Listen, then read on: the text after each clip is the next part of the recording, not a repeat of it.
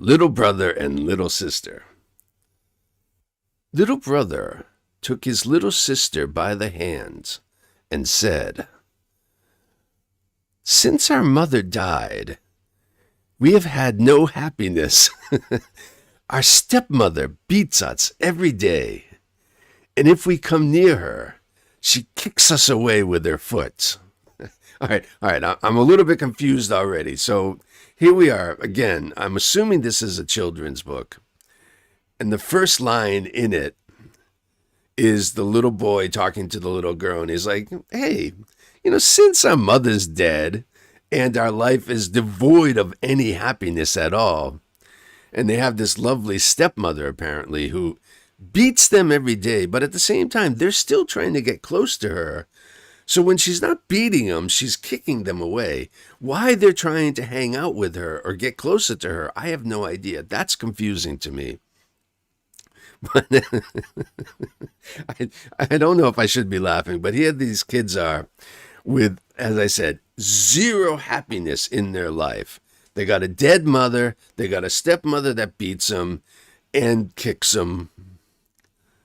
And this is the way that we start out our story. So we're not starting out in, small town America with the two children and the mother and father. This is not your 1950s dream at all. This is hardcore. These kids have it bad. And this is their life, and you have to deal with that because society is to blame. Or at least having a stepmother. Of course, it doesn't say where the father is, so somehow the father is somehow involved because he married. So the mother died. He apparently gets married to a really terrible woman who beats his children and kicks them away with her foot. Only one foot. She doesn't use both. Excuse me. I mean, because if you're going to be kicking children, I say go with your dominant foot. I might break it up a little bit. I might try to just sort of kick them with both, just for, you don't want one leg to get a lot stronger than the other or bigger than the other. You want to have some symmetry. So I might just for kicks and giggles, kick them with my left foot. Maybe I'd do some side kicks, drop kicks, just to keep it interesting. Because apparently these two little brats, they can't stop coming near me, even though every chance I get, I'm beating them about the head and foot, I guess. But anyway, they're having it bad. Our meals are the hard crusts of bread that are left over. So they get the worst of the scraps. They don't even just get bread. They get the parts that everyone else say is too hard to eat. On one level, I guess it's keeping their teeth healthy. Maybe not. But we know that they have teeth and they have strong jaws because all they're eating is this really hard food. All right? The little dog under the table is better off, for she often throws it a nice bit.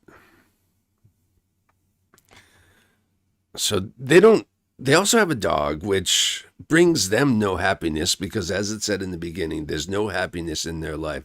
So here's this dog who occasionally, this stepmother is a real piece of work because she's not nice to children, nor is she really that nice to dogs. The father is apparently nowhere around. But even the dog has it better than our two protagonists, right? Because that thing, or she, sorry, it said that she was a she, she'll get some little bits of food. She's not sharing it with the little brother and little sister, apparently. I mean, why would you? They're probably not even paying attention to the dog very much because normally, even if I was in a bad situation, if I had a pet like my cat, I have a cat, or a dog, I would get some happiness from them. But these children, 100% zero happiness, right? Moving forward, may heaven pity us. I'm going to say it's a little bit too late for that. Heaven has decided not to pity you because Heaven is allowing you to live in this horrible situation. So save your breath on that one. I think the decision has been made, and it's pretty clear what it is, right? If our mother only knew, come, we will go forth together into the wide world. Okay, I think that is a good decision. Their mother has no connection to it. She's already, gone and buried. So I understand them feeling that way. Oh, I wish mom was here. Of course, because it presumably would be better. Maybe their mom was a terrible mother as well. We don't know for sure. But they have good memories of her, or at least the idea of who she was. So at least that's better than what they're living in right now. And they're going to go and leave the house and enter into the world. I think that is good thinking. If I was in a home where I'm constantly being beat or kicked, maybe if I had the chance, I'm going to go somewhere else. So I applaud them on this decision. I think this is a good idea. They walked the whole day over meadows, fields, and stony places. And when it rained, the little sister said, "Heaven and our hearts are weeping together." Here's another thing that I find as a theme in fairy tales is sort of this real over the top. It's kind of like, I think of fairy tales as kind of a soap opera, but before soap operas actually happen. You never know what the twist and turn is going to be. They always write it somehow into the story that it doesn't matter. The craziest bits, the character's already dead, but somehow they're able to come back. They figure that out. And fairy tales do the same thing. So here's this girl who's, because it's raining, she's obviously never heard of, the raindrops keep falling on my head song. Heaven and our hearts are weeping together. So they have some kind of cosmic connection to heaven, who's already spurned them, by the way. Heaven has already said, your life is going to suck and there's nothing you can do about it, more or less. But she has this sort of cosmic connection to heaven. And because it's raining, that's heaven crying as well, while she's weeping as well. It didn't mention before that she was weeping, but even getting out of the house and moving to a different place isn't helping her mood yet. We'll see what happens as we go on. I do also like that they walk in meadows, fields, and stony places. Like, why make it easy on yourself? A meadow's a nice place to hang out, a nice place to walk. Fields, you got the flat area, you got sort of everything soft around you. We're not going to stop there. We're going into stony places. That makes sense, because you got to keep your feet and the soles of your feet tough, right? So, again, I thought that was a nice touch in there, over meadows, fields, and stony places. Here we go. In the evening, they came to a large forest, and they were so weary with sorrow and hunger and the long walk. So as you can see, if you're going out for a long hike, the three things that are going to make you tired are sorrow, hunger, and also the exercise part of it. So we got those three. That they lay down in a hollow tree and fell asleep. Again, with sort of the over dramaticness of it. They're so weary with sorrow, hunger, and a long walk. Can't they just be tired? Didn't they just sort of go for this really long walk? It's apparently the first time they've ever left their house, from what we can tell. Here they are just walking for hours probably. And they got tired, so they took a nap or they went to bed, either one. It seems like that's not that crazy of a scenario that it has to be, sort of this overly wrought feeling going on there. But I guess that makes it more interesting, right? The next day, they awoke. That's a good detail to enter, because if they don't awake The story ends there, and we have a one-page fairy tale. And I'm not sure that a one-page fairy tale is going to sell. Let's keep going.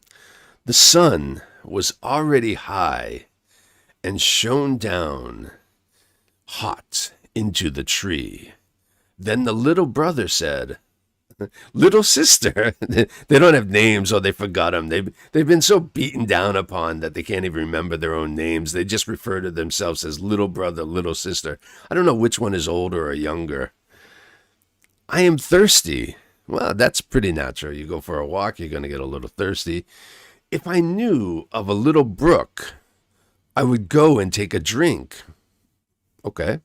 I think I hear one running, the running brook or the bubbling, Okay, so he obviously probably knows of one because he's mentioning that he hears one, but that still is fine. The little brother got up and took the little sister by the hand, and they set off to find the brook. Good plan. But the wicked stepmother was a witch. Now there's a twist you didn't see coming, am I right? She beats him and she kicks him, but also she has magical power. Why she didn't use it before or in different ways, I'm not sure. Why we're not introduced to this? I guess you got to wait for the big reveal, and that's what we get. And had seen how the two children had gone away. I mean, if my beaten hand isn't getting any exercise, I'm going to notice that, right? That makes sense. So here these kids, she's walking around and it's been a day and she hasn't had anything to beat. Apparently she has no eggs at her house either.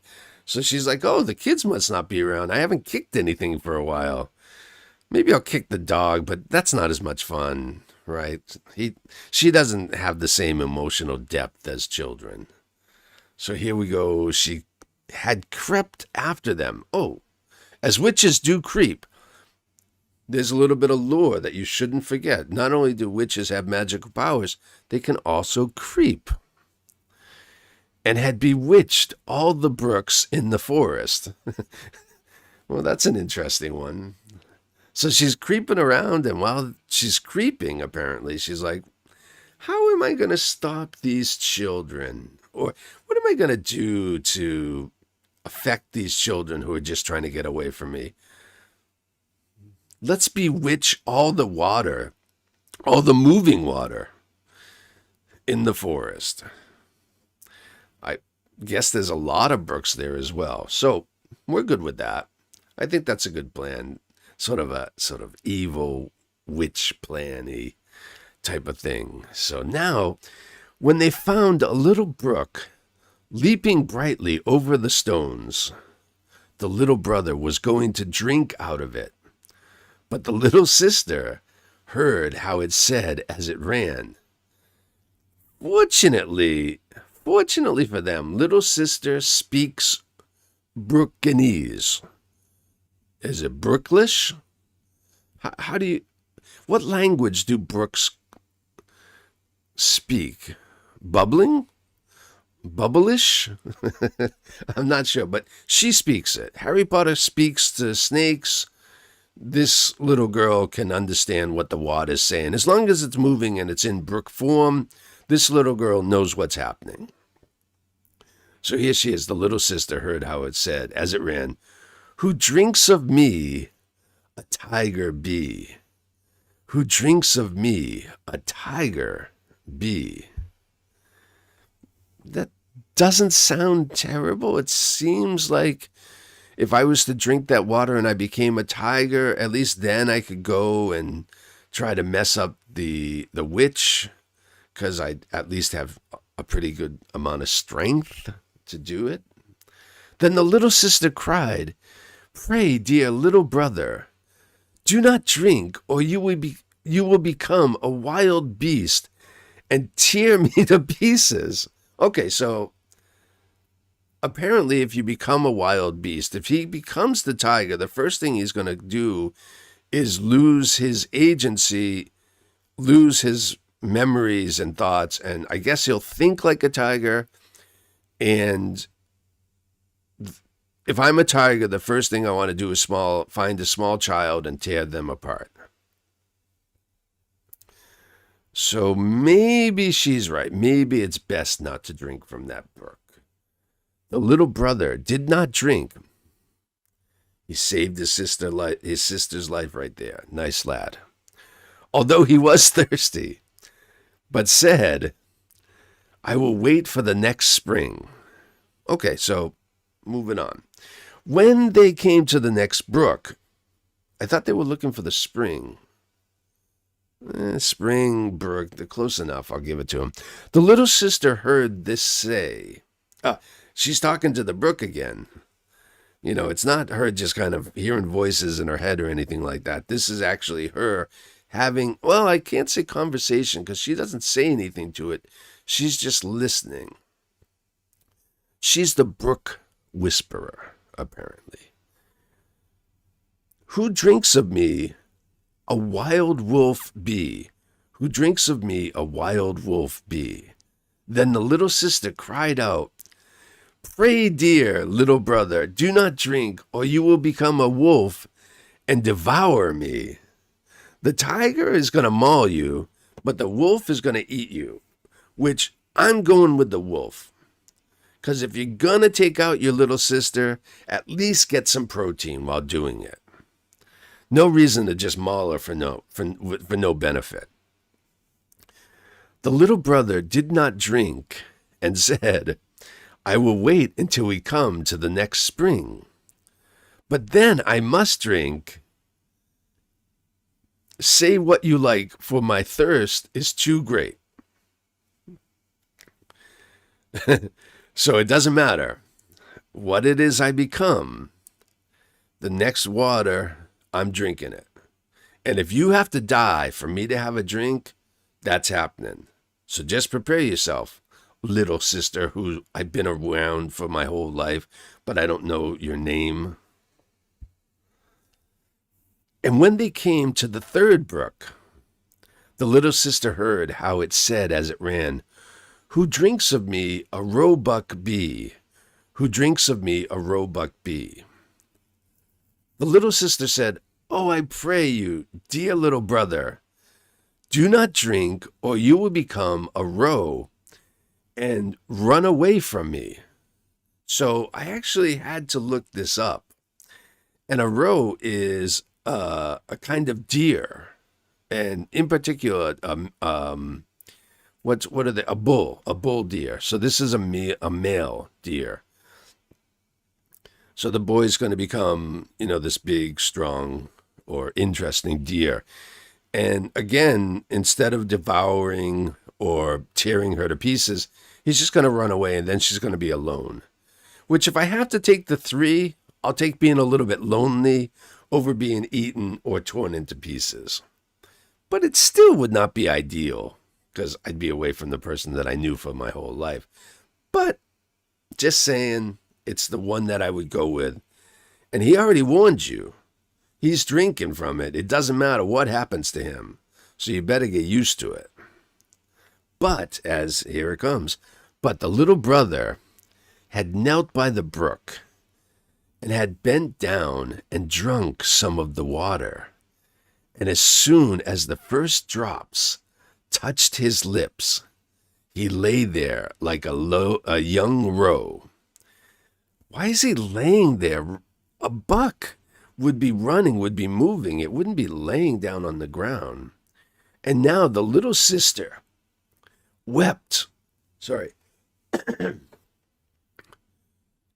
over her poor, bewitched little brother,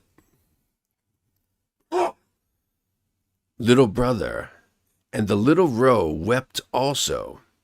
So the little sister is also the big sister. The big sister is the little sister. My brother, my sister, my brother, my wife, we don't know what's going on in this story. Somehow the brother is a big and little brother at the same time, while the sister is big and little sister at the same time. But they're not going with the title big. They're both going with the title little. I'm just going to accept it. um, they wept. All right. And now the little sister wept over his poor bewitched little brother, and the little roe wept also, and sat sorrowfully near to her. I'm not sure what sorrowfully near means, but I kind of like it. I kind of want to use that from now on. Would you stop being so close to me? You're sorrowfully near me. Ugh, I don't like it. But at last the girl said, "Be quiet, dear little roe. I will never, never leave you." Why did the girl say that? Wasn't the girl worried about the roebuck leaving? But now it's she saying she's not going to leave the deer. She's preempting the move. It makes sense now. She's saying, wait, this is what I'm afraid of. I'm going to preemptively strike and stop it from happening. Okay, I'm good with that. Then she untied her golden garter and put it round the roe's neck, and she plucked rushes and wove them into a soft cord. With this, she tied the little animal and led it on, and she walked deeper and deeper into the forest. Okay, so the buck is small, so it's not an adult buck, it's a child, it's a baby buck or a younger buck. Okay, I got that. Now, why does she have to tie it? Why does she have to give it a leash? It's her little brother. She just talked to it. It seemed like he was understanding what was going on from what I could tell. But he needs to be tied and told where to go. So he's kind of half brother, half wild animal at this time, which is fair, I guess. He's lost half of his agency. And when they had gone a very long way, they came to a little house. The girl looked in, and as it was empty, she thought, we can stay here and live here. Now, we know how these stories usually happen.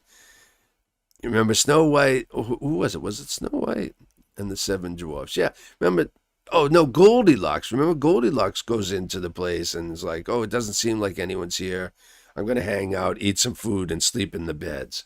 Although she didn't think it was an abandoned house, so I have to take that back. Anyway, when the main character goes into a house that's supposed to be empty, it usually doesn't end well for everyone. So we'll see how this one works out. Is it really empty for sure? Then she sought for leaves and moss to make a soft bed for the roe. Every morning she went out and gathered roots and berries and nuts for herself, and brought tender grass for the roe, who ate out of her hands, and was content and played round about her. All right, so he has truly become her pet. She goes out, she gets the food for him, she hands it. Why he can't just eat grass around by himself? She has to pick it by hand, and then he eats it out of her hand. So not only is he her pet, he's also pretty spoiled, which I'm a big fan of spoiling pets.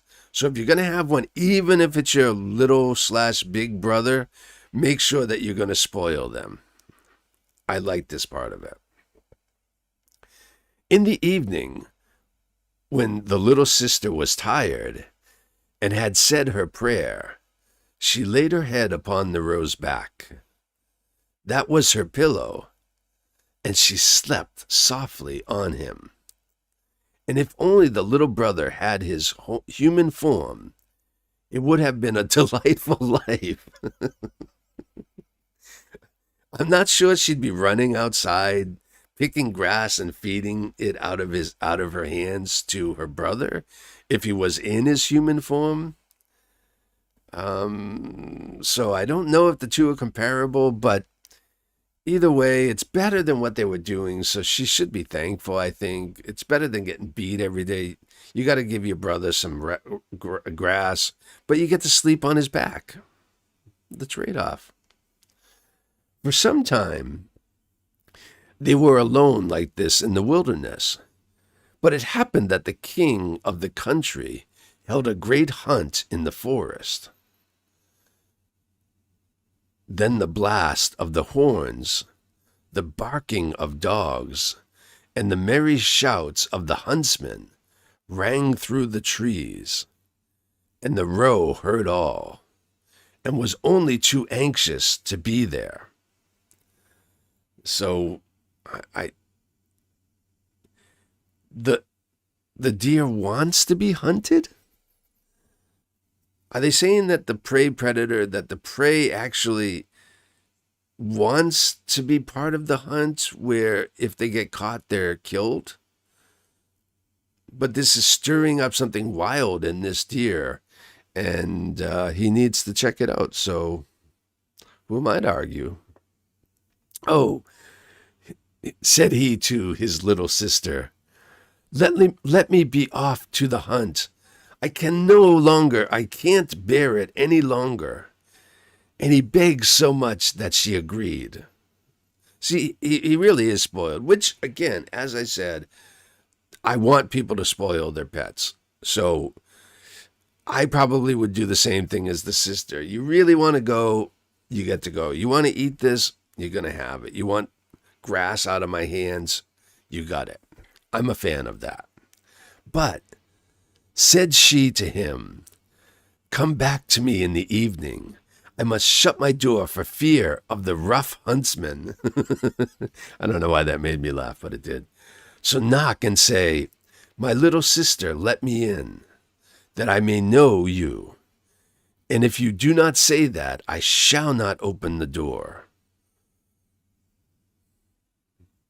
Strong, concise, easy to understand instructions. You come back and you say, little sister, let me in. You don't say it, you're staying outside. And those rough huntsmen are going to have you for dinner, apparently. Then the young roe sprang away. So happy was he and so merry in the open air. The king and the huntsmen saw the pretty creature and started after him. But they could not catch him. And when they thought that they surely had him, away he sprang through the bushes and was gone. This is just me. I'm different from a lot of people, but when I see a beautiful creature, my instinct isn't to try and kill it. I usually like to enjoy its beauty and let it continue on so that I can enjoy that beauty later on. It's not usually my first thought to see a pretty deer and go, hey, headshot to the head, you're going down. But that was how they felt, because, they're on a hunt. And there are people that do hunt, so there are people that do think like that. I'm just not one of them. When it was dark, he ran to the cottage, knocked and said, my little sister, let me in. Then the door was opened for him, and he jumped in and rested himself the whole night through upon his soft bed.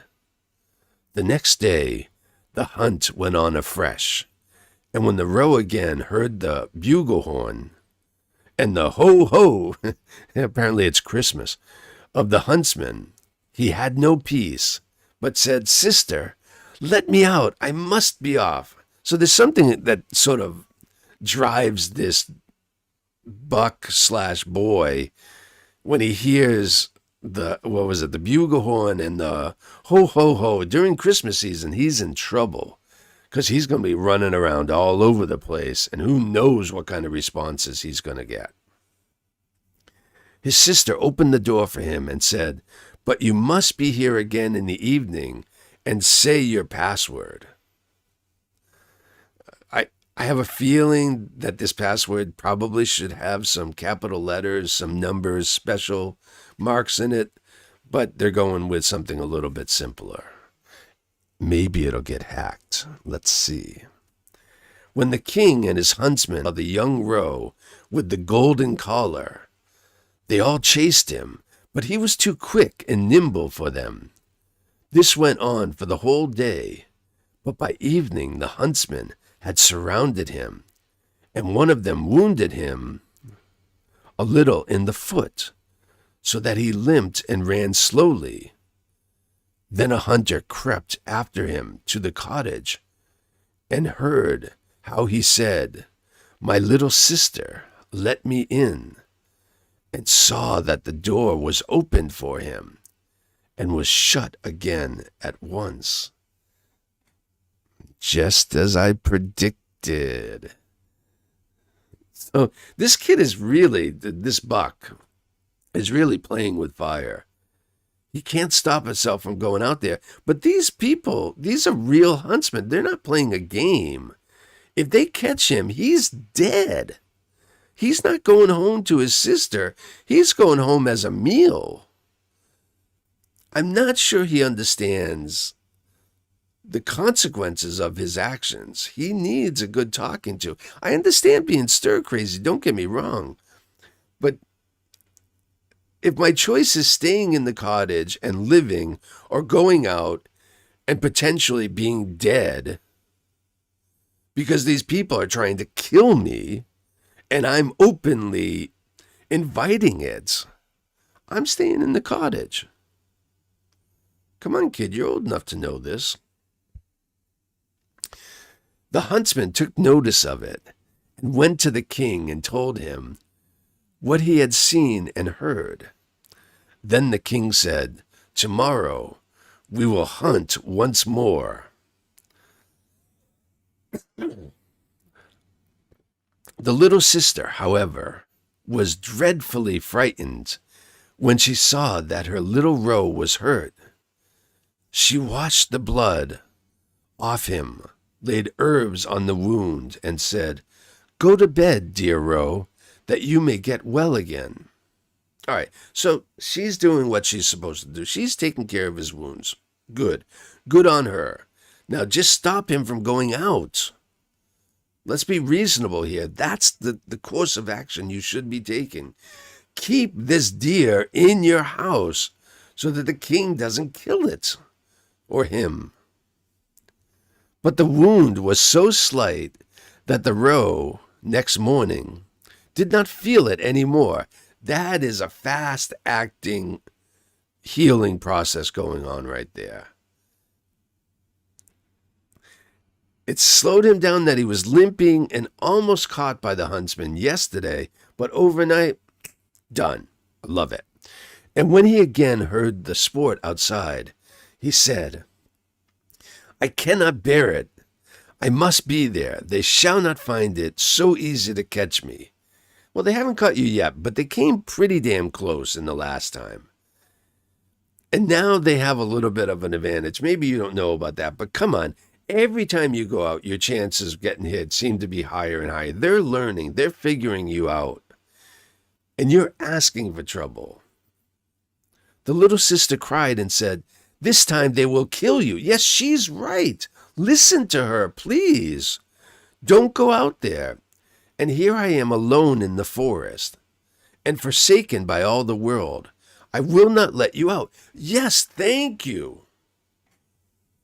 That's talking sense. She is by herself, and all she has is this deer that she has to take care of and feed and use as her pillow.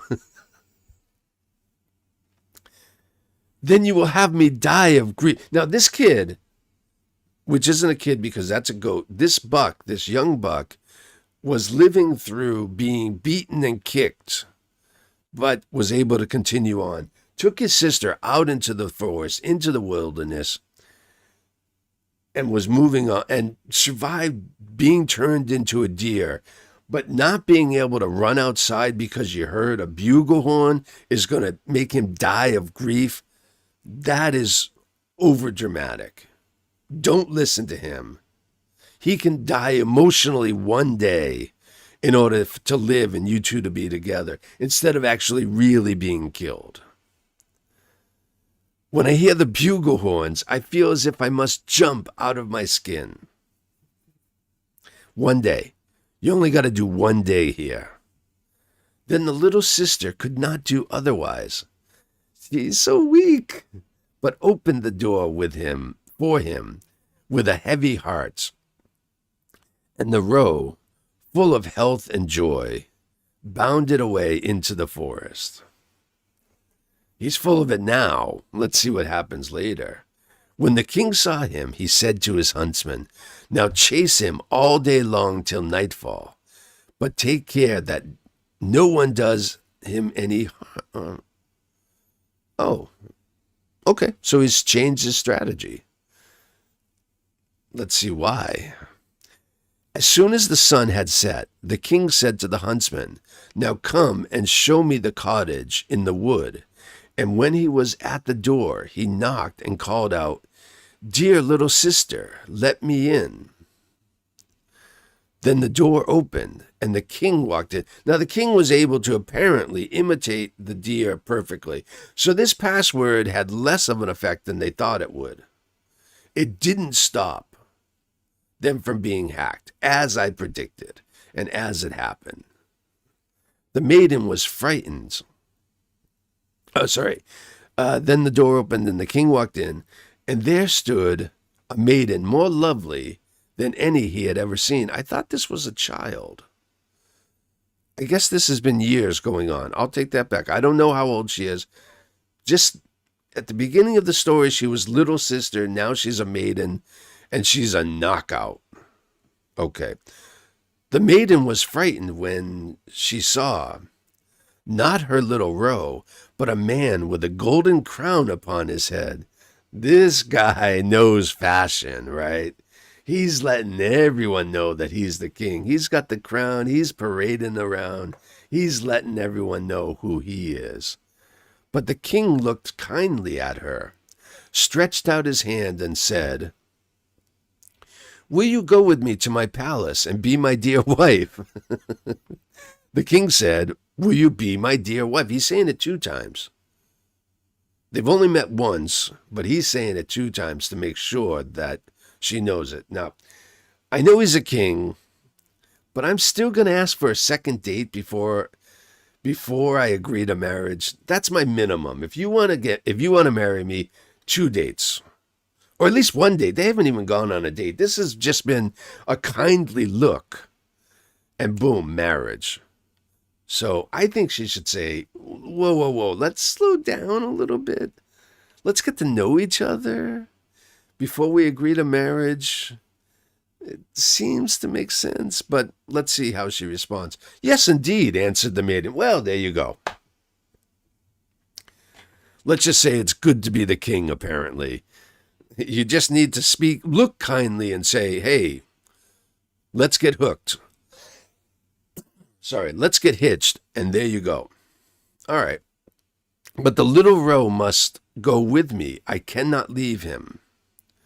The king said, "He shall stay with you as long as you live, and shall want nothing." Okay, so he agrees that he gets the baggage, right? Everyone has baggage when they enter a relationship, right? Her baggage is a deer that loves to be hunted, apparently, and needs to eat out of people's hands.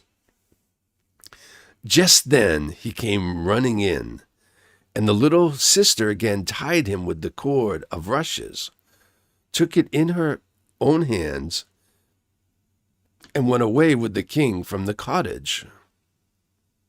Took it in her own hand.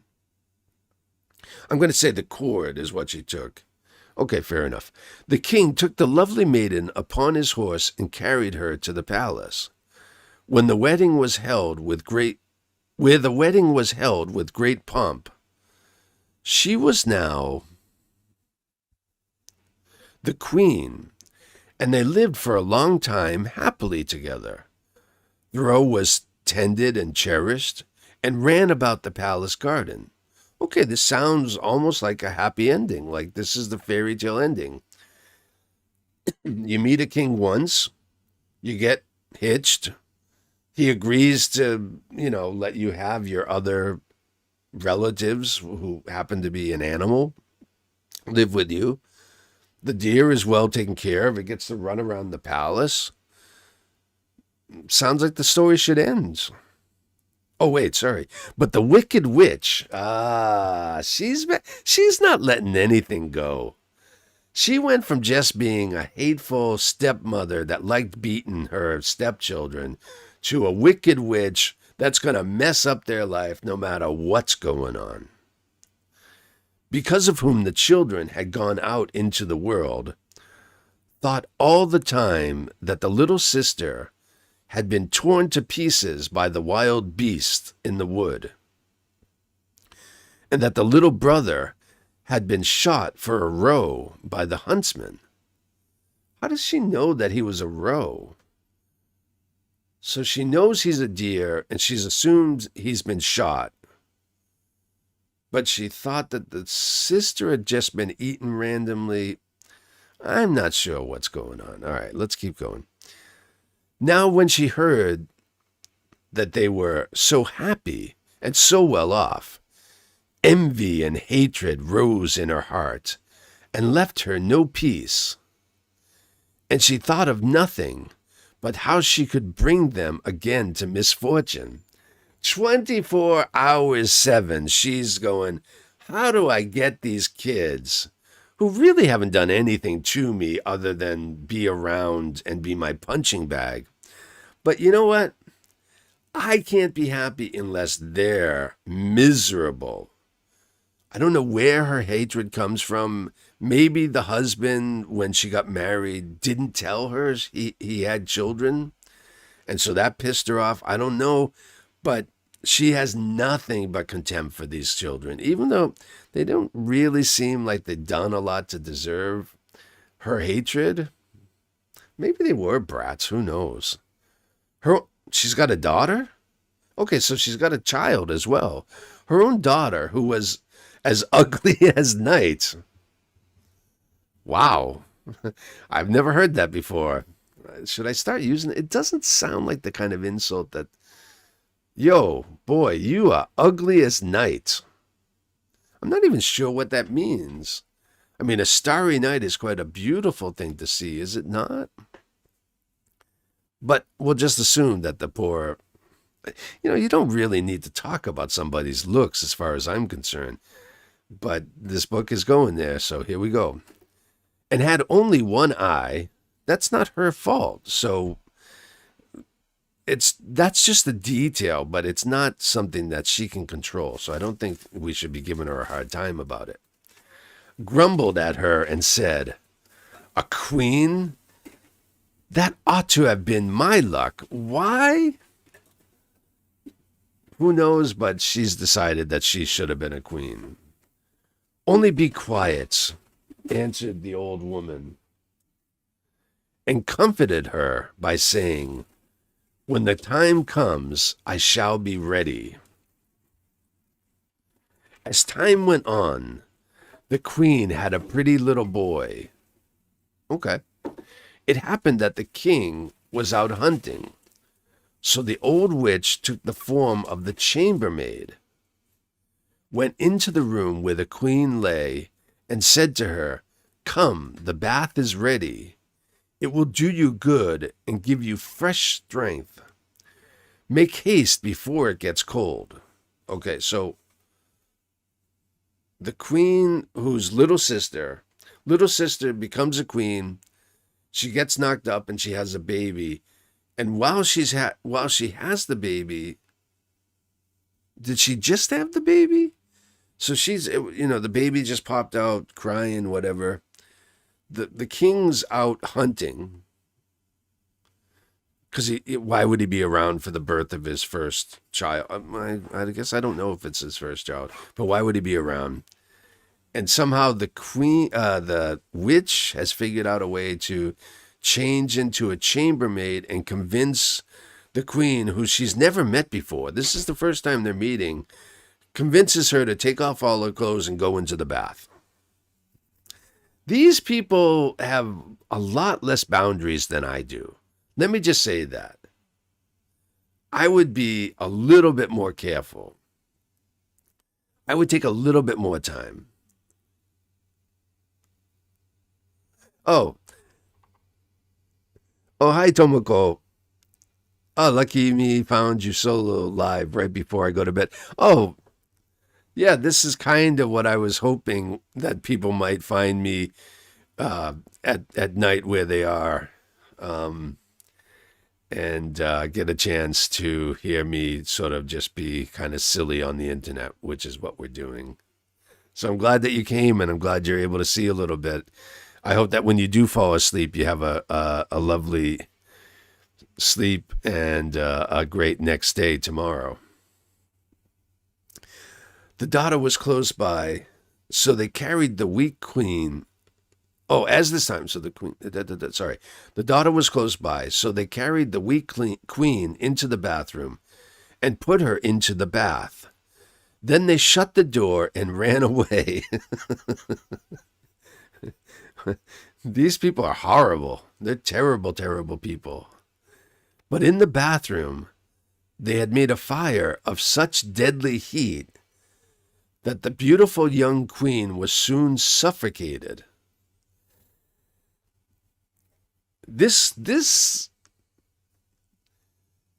Wow. So they're not just going to figure a way to get her out of the picture. They're going for burn to death, or I guess suffocation. Took fire. Maybe it was the smoke, or so that they're, they could have just put her in a hot car on a summer day, and the same thing would have happened, right? But I guess the bath is somehow better. Wow. See, again, what I said about how these things just have these horrific details that happen. When this was done, the old woman took her daughter, put a nightcap on her head, and laid her in bed in place of the queen. She gave her, too, the shape and look of the queen, only she could not make good the lost eye, so she can turn her daughter into the shape of the dead queen, but she can't make a new eye? What is it about the eye that stops her from doing that? That sounds like just sort of a random, complete, a plot device to keep this story going. Because if she has the ability to shapeshift herself into a chambermaid and her daughter into the queen, she can make an eye. Let's be honest about that. I call Malaki. Where are we? But in order that the king might not see it, she was to lie on the side of which she had no eye. That's a fair enough plan. We're going high tech. So this is magic, right? So this witch has magic powers. She shapeshifts her daughter. But the big plan to keep her from being found out is to lay so that you can't see the eye. The final twist is it's low tech. I'm into that. I like that. Thank you. In the evening, when he came home and heard that he had had a son. Okay, so she did just give birth. He's out roaming around. His wife is pregnant, about to pop. He's out running, hunting animals. And he comes home at night and finds out he has a child. That's not great parenting, in my opinion. And was going to the bed of his dear wife to see how she was. But the old woman quickly called out, "For your life, leave the curtains closed. The queen ought not to see the light yet, and must have rest." The king went away, and did not find out that a false queen was lying in the bed. Hey, it's the mother of my child. I'm back from my hunt. Apparently I have a son, and I'm really excited about it. I need to come and talk to you and see you. Oh, wait, some person I've never met before. I have no idea who it is. Tells me you can't look at light. Okay, I'm done. That's enough to stop me from seeing my wife after giving birth. Again, these people's boundaries. But at midnight, when all slept, the nurse, who was sitting in the nursery by the cradle, and who was the only person awake, saw the door open, and the true queen walk in. She took the child out of the cradle, laid it on her arm, and nursed it. Then she shook up its pillow, laid the child down again, and covered it with the little quilt. And she did not forget the roe, but went into the corner where he lay and stroked his back. Then she went quite silently out of the door again. So the ghost queen is coming back and feeding her child and petting her brother. I did not see Ghost Queen coming up, so I'm going to give this a check for finding a plot twist that I wasn't expecting. The queen being dead but not dead, being, I guess, a ghost but still able to interact with people, and still producing milk in order to feed her child. Those are all good things to have come together at once. If you're going to be killed by a wicked witch and her daughter, you want to be able to come back and still have all of the properties of a nursing mother in order to help take care of your child. Good one. The next morning, the nurse asked the guards whether anyone had come into the palace during the night. But they answered, "No, we have seen no one." She came thus many nights and never spoke a word. The nurse always saw her, but she did not dare tell anyone about it. I might be afraid to say that there's a random nursing ghost coming into the chamber and hanging out with the child and petting the deer. I might be afraid to say that. They may try to give me some medication, maybe lock me away. But either way, I might have kept it quiet as well. When some time had passed in this manner, well, night after night, the queen began to speak in the night and said, "How fares my child? How fares my roe? Twice shall I come, then never mo." Twice shall I come, and then... All right, so she's going to come 2 more times and then not come again, I think. The nurse did not answer, but when the queen had gone again, went to the king and told him all. If I'm the king, I'm going to be a little pissed that you took so long to tell me. This ghost mama has been coming in and feeding my child, which, is a good thing. But I don't know about it. I'd want to know because I might take some time out of my hunt to actually pay attention to my wife and child. The king said, "Ah, heavens, what is this? Tomorrow night I will watch by the child. He's taken interest in his kid. Good for him." In the evening he went into the nursery, and at midnight the queen again appeared and said, "How fares my child? How fares my roe? Once shall I come, then never mo." Okay, now she's down to 1 time. And she nursed the child as she was wont to do before she disappeared. This time she didn't pet roe. She ignored her brother. What's up with that? The king dared not speak to her. Why not? But on the next night, he watched again. So he's just getting into this. He's just kind of hanging out.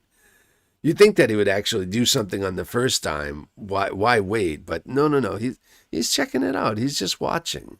Then he said, "How fares my child? How fares my roe? This time I come, then never mo." At that, the king... Oh, sorry, my mistake. Then she said, okay, so she said it again. So she's saying the same thing again. At that, the king could not restrain himself. He sprang toward her and said, "You can be none other than my dear wife." She answered, "Yes, I am your dear wife." And at the same moment, she received life again, and by God's grace became fresh, rosy, and full of health. Well, I'm usually fresh and rosy, so I understand that aspect. Okay, so he just needed to recognize her. So the moral of the story is pay attention to your kids if you're the king. Because if you do that, your dead wife who's feeding your child, your baby, will come back. You're going to catch it. And then you're going to know that that happened and you're going to be able to bring her back to life. This is everyday good advice, people. You need to be listening to this. I know that I'm going to. The next time I become king and have a child with a woman that I just met once in the woods that I found through hunting her brother who had become a deer, and then knock her up. And while she's being pregnant, I'm out hunting. When I come back and she's dead, but I don't know it because there's some false queen laying in my bed, lying in the bed. I'm going to know that my course of action is to pay attention to my children or my child. These fairy tales are never-ending gifts for morals. Never forget that. She answered, oh, sorry, I put that in. Then she told the king the evil deed which the wicked witch and her daughter had been guilty of toward her. The king ordered both to be led before the judge, and judgment was delivered against them. All right, I'm cool with this because he's not going and doing he's not carrying it out himself. He took him to the justice system, which is what should be done. So yes, they did a horrific act, but they deserved the time in court, and then we should see how this all comes out. He did the right thing there. Good on you, king. I'm proud of you. The daughter was taken into the forest where she was torn to pieces by wild beasts. That's some old school right there. That is old school judgment. They go through the whole the justice system. They have the trial. Hopefully it's trial by their peers. And boom, their verdict, you get torn apart by wild beasts. You gotta love it. But the witch was cast into the fire and miserably burnt. Which is worse? They're both pretty bad. They're saying that the witch's end was worse. Now, the thing that I don't understand is this witch can change shapes. She can turn brooks into poisoning wells, but she can't stop from being burned alive? Why didn't she just turn herself into a mouse and run away when nobody was looking or something like that? It seems like she should have been better than this, given her powers. And as soon as she was burnt, the road changed his shape. You see, now we have some more, shape shifting. And received his human form again. So he's now back to being an adult, I guess. I'm still confused about the ages here. I don't know how long time has gone. Sometimes it seems like it's been a few days, and then there's obviously, the queen was obviously pregnant, so that's got to be 9 months or so. So time is kind of wonky in these stories. It's hard to know exactly how old they are. They could be anywhere from 20, maybe 15 to 50. I have no idea. So the little sister and little brother, which I don't think they're so little anymore, but they got the title, so they got to stick with it, lived happily together all their lives. I like that because the focus is the little sister and little brother, they lived happily. The king was miserable. The baby, I mean, her role model was her stepmother, so all she knows is to get beaten or kicked. So I'm not sure she's necessary. Well, no, I take that back because she did come back as a ghost and feed the baby. So maybe she does have some pretty good instincts when it comes to parenting. We shall see, but at least we know that they were happy. And that's the most important thing because these two kids, they did have a tough beginning. So I'm glad that they got to have a happy ending. You know, it came at the expense of two people having to be torn apart and burned alive. But, that's a small price to pay for their happiness, apparently. I mean, they did deserve punishment, don't get me wrong. I'm just not sure that the punishment met the crime, in my opinion. So, anyway. This has been the little brother and little sister Grimes fairy tale. Until the next time, we'll see you later. Thanks, everyone. Bye.